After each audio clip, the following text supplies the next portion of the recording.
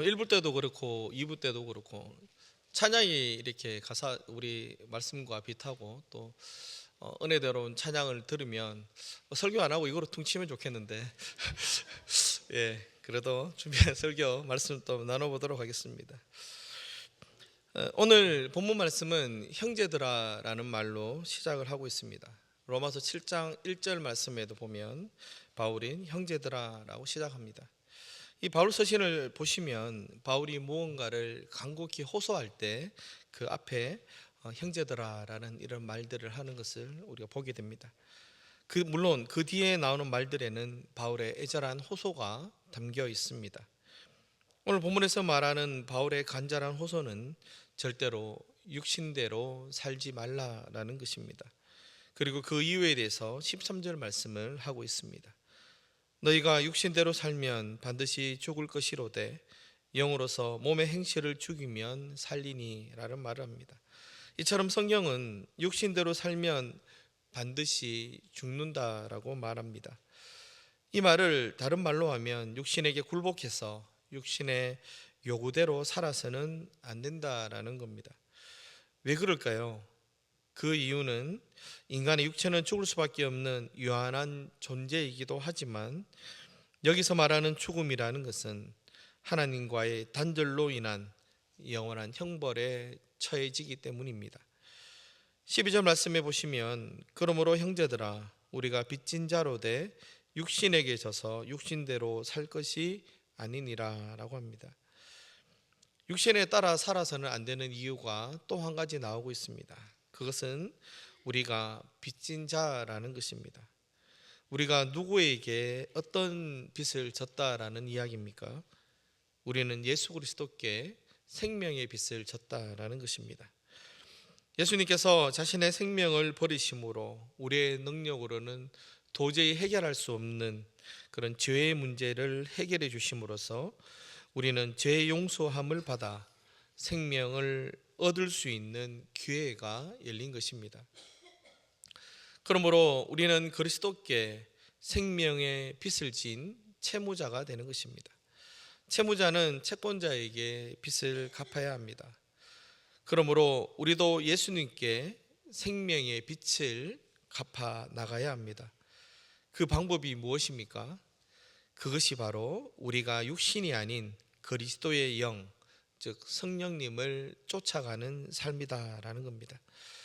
13절에 나오는 영으로서라는 말이 성령님을 쫓아간다라는 그런 의미입니다. 그렇다면 성령님을 쫓아 산다라는 것은 구체적으로 어떤 의미일까요? 성령님을 쫓아 산다라는 것은 육신의 행실을 죽이는 일입니다. 끊임없이 자기를 죽이고 자기를 부인하고 육체의 정욕을 끊어버리는 것입니다. 빛과 어둠은 공존할 수 없습니다. 빛이 있는 곳에는 어둠이 있을 수 없고 그렇기에 어둠은 빛이 없는 상태다라고도 합니다. 이러한 것처럼 빛과 생명과 죽음은 함께 있지 못합니다. 죄도 마찬가지입니다. 성령의 삶과 육신의 삶은 절대 함께하지 못합니다. 한 삶 가운데 두 삶이 공존할 수 없습니다. 그러므로 육신을 쫓는다라는 것은 성령의 삶을 버린다는 것이고 성령님을 쫓아 산다라는 것은 육신의 행실을 버리는 것입니다. 우리가 말하는 신앙관에서 예수를 믿는다라고 입으로 고백하는 것도 물론 귀한 일입니다. 그러나 이것은 신앙의 시작일 뿐 그 고백으로만 신앙이 완성되는 것이 아닙니다. 로마서에서 바울은 예수님을 믿는다라는 것을 무엇이라고 정의하고 있습니까?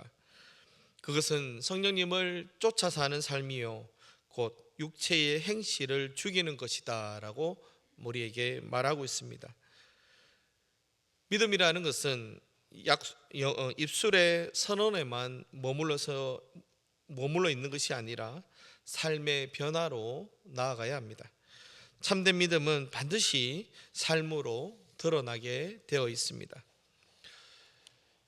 육신의 행실을 죽이는 삶을 살아갈 때에 우리에게 주어지는 것이 무엇입니까? 13절 하반절에 영으로서 몸의 행실을 죽이면 살리니 라고 합니다. 즉 영원한 생명이 우리에게 주어진다라는 것입니다.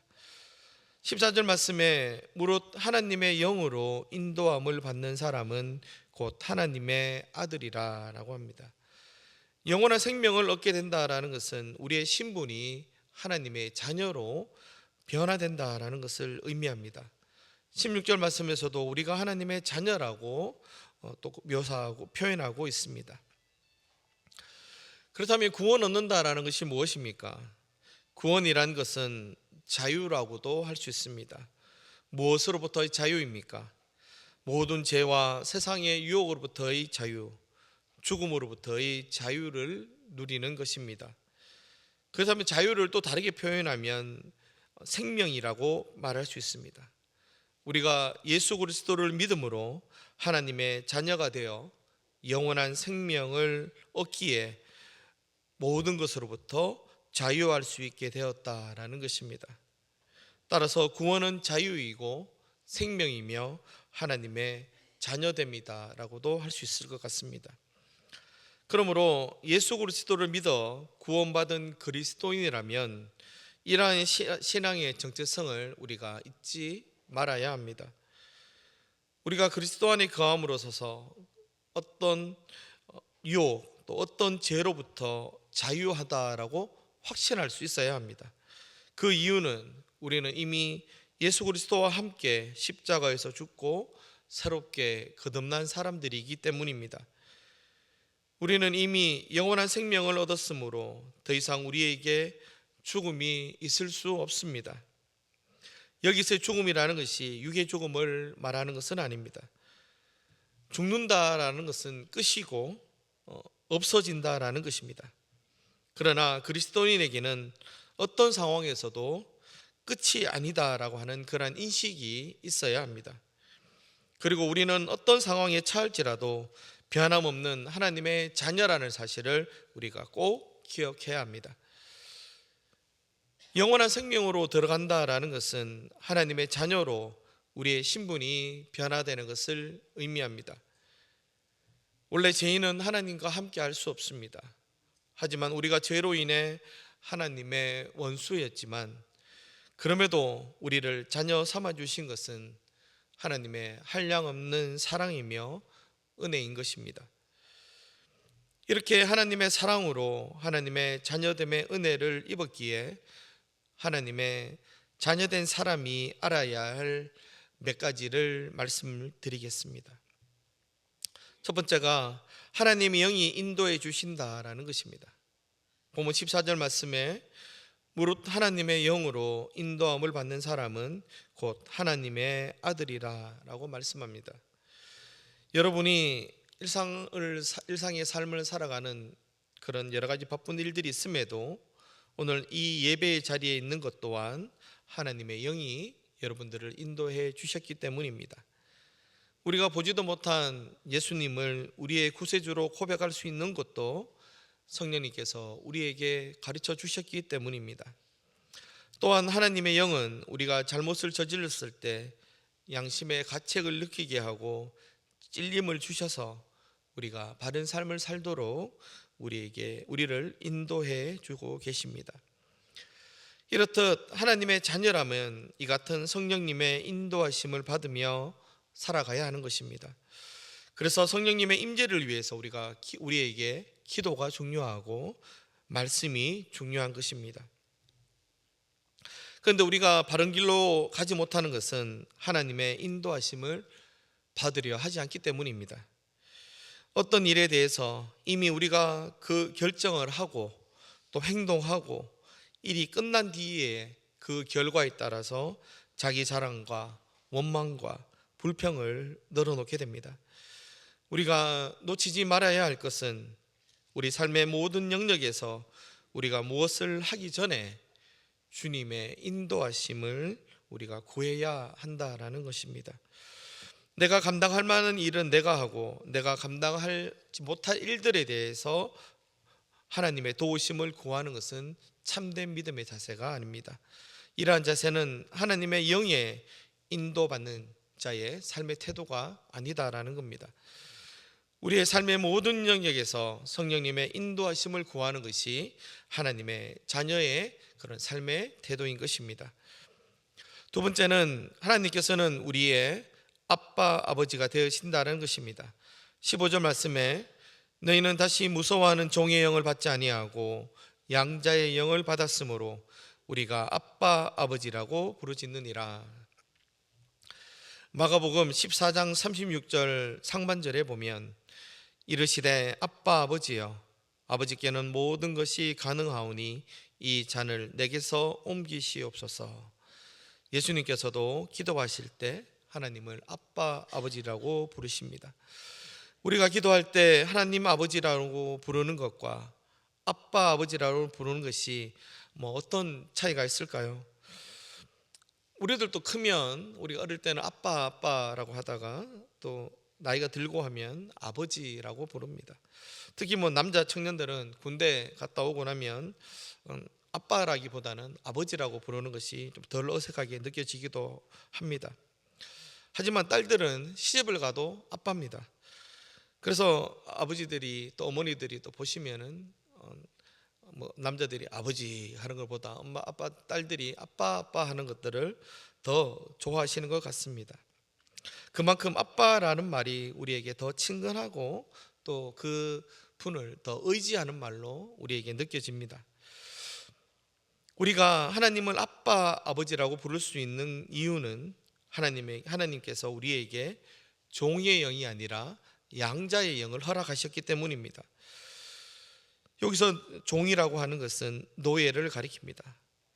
예전에 노예는 주인의 소유물이자 또 그들의 생사여탈권도 주인이 가지고 있었습니다.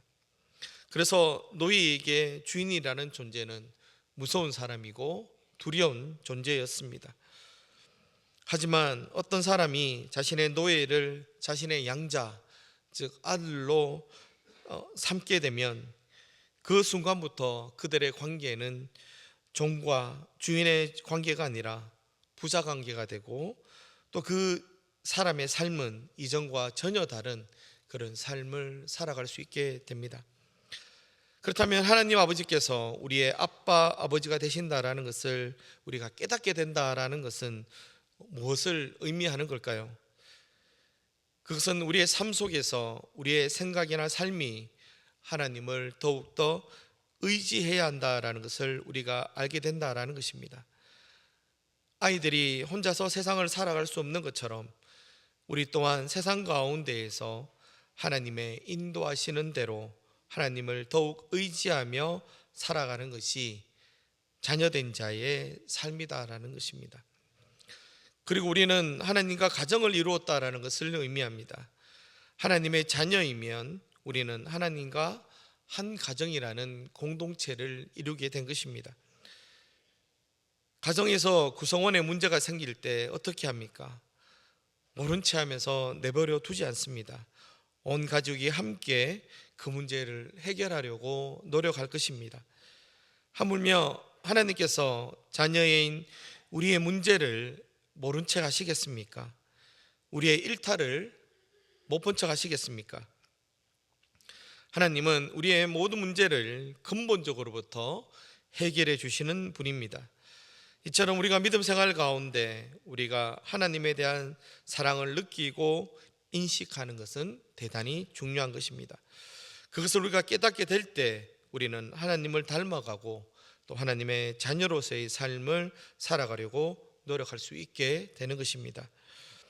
이렇게 우리는 하나님의 진정한 자녀로서 성장해 나가야 합니다. 우리의 죄로 인해 하나님과 원수되었던 우리가 하나님의 양자가 되었다라는 은혜를 아는 사람이라고 한다면 그 이전의 삶을 미련 없이 버릴 수 있는 결단이 있어야 하고 또 하나님의 자녀로서의 그 의무를 또 하나님에 대한 사랑의 감격으로 감당할 수 있어야 하는 것입니다.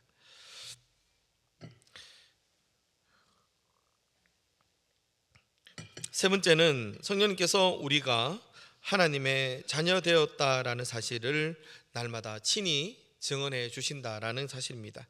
16절 말씀입니다. 성령이 친히 우리의 영과 더불어 우리가 하나님의 자녀인 것을 증언하시나니라고 합니다. 로마서 7장에 보면 죄에 대한 바울의 고백이 나옵니다. 우리가 하나님의 자녀로 받은 은혜를 알매도 불구하고 인간의 연약함은 그 죄의 법에서 떠나지 못하고 있다라는 것을 바울이 고백하고 있습니다. 바울 같은 사람도 죄의 법에서 완전히 떠나지 못함을 한탄하고 있는 것입니다. 이것이 바로 인간의 연약함입니다. 우리도 그렇지 않습니까? 예배를 드릴 때나 또 어떤 찬양 집회나 또 부흥회에 갔을 때 나의 죄를 주님 앞에 고백하고 앞으로는 하나님의 자녀다운 삶을 살고자 다짐을 하지만 집회가 끝나고 나오면서부터 무너지는 그런 모습들을 우리가 경험할 때가 많습니다. 일상의 삶 가운데에서도 우리가 남들보다 더 비겁하게 행동하고 자기의 유익만 따라가는 그리스도인들이 얼마나 많습니까? 그 모습이 우리의 모습일 수도 있습니다. 바울이 7장에서 죄 때문에 괴롭다라고 한다고 해서 바울이 세상 사람이 비난을 받을 그런 일을 했겠습니까? 그는 원래 엄격한 바리새인이었기 때문에 삶에 대한 철저한 절제함이 있었던 사람입니다. 하지만 그도 그 마음의 죄로 넘어질 수 있다라는 것을 바울이 고백하고 있는 것입니다. 로마서 7장 24절 말씀에 보면 오호라 나는 공고한 사람이로다 이 사망의 몸에서 누가 나를 건져내랴 라고 고백하고 있는 바울의 모습이 나옵니다. 인간은 육체를 입고 이 땅 가운데 살아갈 때에는 죄의 법에서 완전히 벗어날 수 없음을 말하고 있는 것입니다. 절망적인 말이죠. 아무리 우리가 잘 믿고 싶어도 이 땅에서 우리는 완전한 성화는 이룰 수 없다라는 말이기도 하기 때문입니다. 그렇다면 우리는 하나님 나라에 들어갈 수 없는 걸까요? 성경은 죄를 가지고 하나님 앞에 갈 수 없다라고 말합니다. 온전한 의인의 모습으로 하나님 앞에 서야 하는데 우리가 그 하나님 만날 그 때를 우리가 알지 못한다라는 것입니다. 죽기 전에 자신의 모든 죄를 하나님 앞에 회개할 수 있는 사람이 얼마나 되겠습니까? 예전에 기독교가 로마의 국교가 되었을 때도 그 당시 황제들이나 귀족들은 세례를 받지 않았다고 합니다. 왜냐하면 그 세례를 받음으로써 그가 하나님 앞에 새 사람으로 변화되는 것인데 그 뒤에 또 죄를 짓고 나면 그것이 오염되기 때문입니다. 그래서 가급적 자기 임종 직전에 그 신부님이나 불러서 세례를 받았다라는 그런 이야기들이 있습니다. 그리고 우리 또한 그렇지 않습니까? 우리가 가는 마지막 때를 알고 있다라고 한다면 정말 우리가 지었던 죄를 하나님 앞에 낱낱이 회개하고 고백하고 자백함으로써 그래도 좀 가벼운 마음으로 세상을 떠날 수 있겠지만 그 때를 우리는 아무도 알 수 없습니다. 그러니 하나님 앞에 온전한 의인으로 설 수 없을 때 그 인간의 연약함을 아시는 성령님께서 우리가 자녀임을 하나님 앞에 증언해 주신다라는 것입니다. 이것이 얼마나 은혜입니까?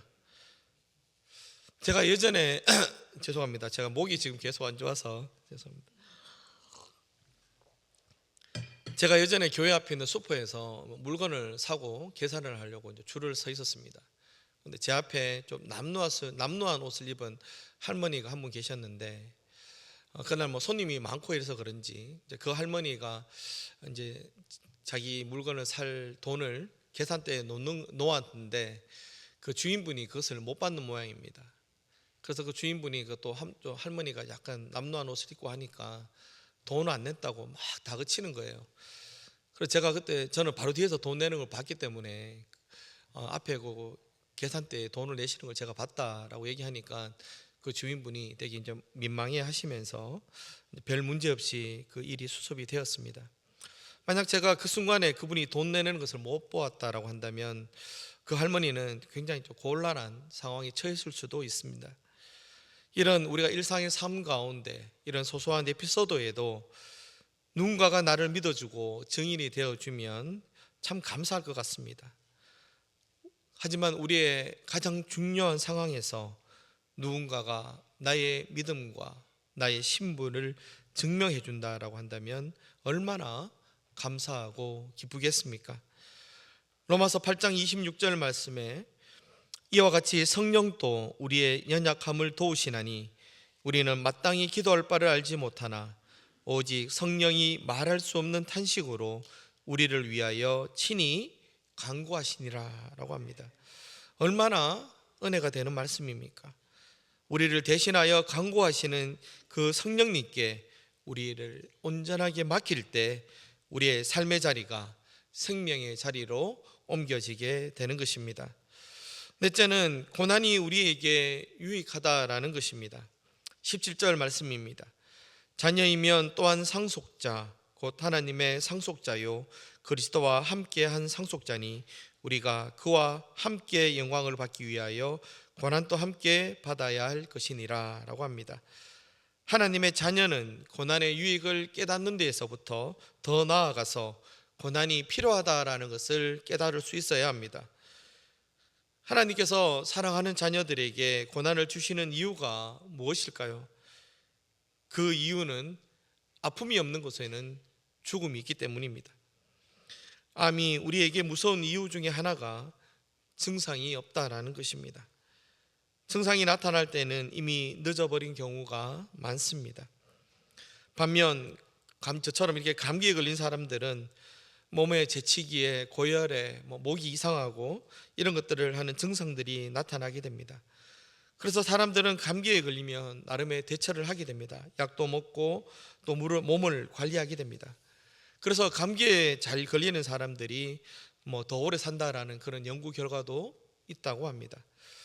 우리 속담에도 골골 80이라는 말처럼 사람들은 드러나는 그런 증상에 더 적극적으로 자신을 보호하고 또 생명을 지키려고 노력하는 것입니다. 아픔이 드러나야 생명력이 더 왕성해지는 겁니다. 올림픽에 나가는 운동선수들이나 또 자신의 꿈을 위해서 열심히 공부하는 학생들도 그들의 그 순간들이 얼마나 어렵고 또 힘들겠습니까? 하지만 그들도 그 열매를 보고 참고 인내하고 견뎌내는 것입니다.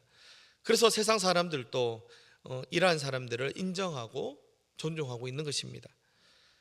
그런데 영원한 생명을 얻은 사람들이 아무런 고난도 없이 인내도 없이 그것을 얻는다라는 것은 그 영원한 생명에 대한 아무런 가치를 두지 않는다라는 말과도 같다고 할 수 있습니다. 어떤 사람이라도 자신이 가치 있게 여기는 것을 얻고자 할 때에는 그만큼의 아픔과 힘듦을 감내하는 것입니다. 그렇기에 우리 삶 가운데 아무런 아픔도 없다라고 한다면 감사할 것이 아니라 도리어 자신을 꼼꼼히 살펴보아야 합니다. 어떤 죄가 나를 하나님의 법에서 무뎌지게 하고 내 죄가 무엇인지를 깨닫지 못하는 눈을 가리고 있는지, 그래서 우리 가운데 정말 암 같은 병이 없는지 스스로를 더욱더 잘 살펴야 하는 것입니다. 그래서 주님 또 우리에게 자기를 부인하고 자기 십자가를 지고 나를 따르라고 말씀하신 것입니다. 하나 이것이 너무도 우리에게 어려운 일이기에 진리의 영이신 성령님을 의지하라라고 우리에게 말씀하고 있는 것입니다. 말씀을 정리하겠습니다. 갈라디아서 5장 16절에서 17절 말씀에 내가 이르노니 너희는 성령을 따라 행하라. 그리하면 육체의 욕심을 이루지 아니하리라. 육체의 소욕은 성령을 거스리고 성령은 육체를 거스르나니 이 둘이 서로 대적하므로 너희가 원하는 것을 하지 못하게 하려 함이니라 라고 합니다. 로마서 7장에서 말하고 있는 이 죄법에서 떠나는 방법에 대해서 갈라디아서에서는 성령님을 따라 행하라 라고 말하고 있습니다. 그래서 우리가 세상 가운데에서 하나님의 자녀로 살아가려면 성령님과 함께 해야 한다라는 것입니다. 그럼에도 우리는 그 반대로 성령님을 떠나 육적인 것을 추구하며 살아갈 때가 너무도 많습니다. 그래서 성경은 데살로니가전서 5장 19절 말씀에 성령을 소멸하지 말며라고 합니다. 이렇게 말하니까 우리가 성령님을 소멸할 수 있나요? 라고도 하는 의문이 들 수 있습니다. 이 말의 의미는 우리 가운데 성령님이 있을 그런 공간을 만들지 못할 때 성령님께서 우리를 떠나신다라는 겁니다. 교회 다니다가 사람들에게 상처를 받았다라고 하는 사람들에게 우리는 이런 말을 합니다. 교회는 사람 보고 다니는 것이 아니라 하나님만 보고 다녀야 된다라고 말을 합니다. 맞는 말이죠. 제가 앞에서 말씀드렸던 것처럼 사람은 연약하고 죄의 습관에서 좀처럼 벗어날 수 없는 그런 존재들입니다. 그래서 교회 다니면서 다른 사람들에게 상처를 주기도 하고 상처를 받기도 합니다. 그래서 사람들은 서로에게 교회는 사람 보고 다니면 안 되고 하나님 보고 다니라라고 서로에게 그런 충고를 합니다. 그런데 저는 우리 교회가 사람 때문에 다닐 수 있는 교회가 되기를 소망합니다. 물론 전제는 하나님이 먼저 우선이겠죠. 초대교회에는 사람들 때문에 교회 다닌 사람들이 많았습니다. 자기의 것을 나누고 서로 평등하게 그리스도 안에서 한 형제 자매임을 그들은 느낄 수 있었습니다. 서로 존중하고 사랑하는 말들이 넘쳐났습니다. 이들이 이렇게 할 수 있었던 이유에는 그들 스스로가 성령님께 사로잡힌 삶을 살았기 때문입니다. 성령님께 사로잡히니 나의 가치가 달라지고 나의 가치가 달라지니 내 삶의 우선순위가 바뀌게 되고 또 세상의 가치가 사라지니 하나님 나라의 가치가 내 삶의 중심이 되고 하나님 나라의 가치가 우리 삶의 중심이 되니 그리스도의 사랑이 그 가운데 충만하게 되는 것입니다. 사도행전 2장 46절에서 47절 말씀을 제가 3번역으로 읽어드리겠습니다. 그리고 날마다 한 마음으로 성전에 열심히 모이고 집마다 빵을 떼면서 순수한 마음으로 기쁘게 음식을 먹고 하나님을 찬양하였다. 그래서 그들은 모든 사람에게서 호감을 샀다. 주께서는 구원받는 사람을 날마다 더하여 주셨다. 우리 교회가 이러한 교회 공동체가 되기를 소망합니다. 오늘 예배드리는 여러분들에게 이러한 삶으로 하나님 앞에 나아가는 은혜가 있기를 바랍니다. 성령님의 충만한 은혜로 성령님께 사로잡혀 사는 삶을 통해서 우리가 이 땅 가운데에서 하나님의 자녀로서의 정체성을 잃지 않는 은혜가 이 시간 우리와 함께 하시기를 주님의 이름으로 축원합니다. 기도드리겠습니다.